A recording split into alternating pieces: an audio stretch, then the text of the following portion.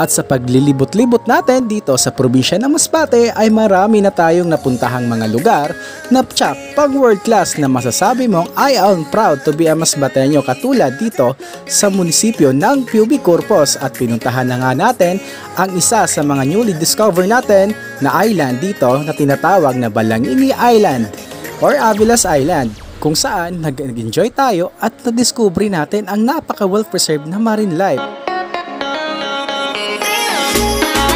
At syempre hindi pa din natatapos dyan ang ating discovery sa bayan ng Pubi Corpus, dahil meron pa itong na-discover tayo na tinatawag nilang Campo City Cave, dahil itong kuweba na to ay dating taguan ng mga ninuno natin during World War II. Maliban sa isang historical site ito, kundi ma-enjoy mo din ang mga stalagmite at stalactite. Hindi pa dyan nagtatapos ang ating newly discoveries dito sa bayan ng Pubi Corpus, dahil puntahan na rin natin ang tinatawag nilang Holy Cross. Pero take note, hihingalin ka talaga papunta sa taas.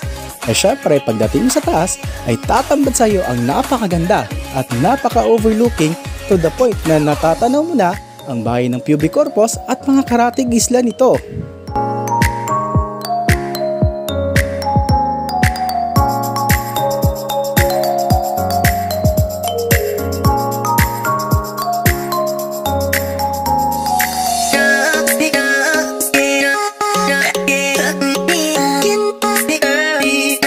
At kapag napagod ka sa maghapong pagagala, pues pwede ka makapag-relax dito sa Playa de Gregorio.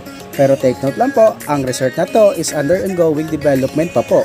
Pero nakikita pa rin sila ng overnight sa halagang abot kaya, at ang entrance fee dito ay 100 pesos lang. Mangyari lang po na mag-contact sa kanilang Facebook page.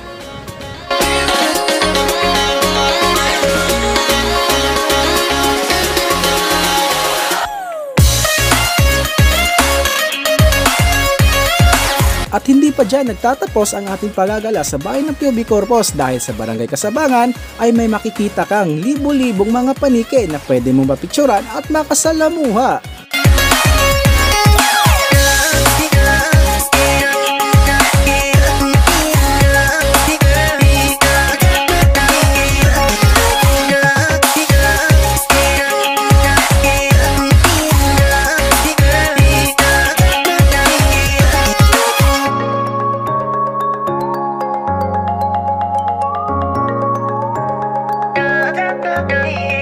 Talagang marami pa tayong hindi napupuntahan na mga gandang lugar. Tara, samahan nyo ako at tuklasin. The same time, enjoy natin. Dahil ang inang kalikasan ay nandyan lang. Kailangan lang natin itong makita at madiskubre.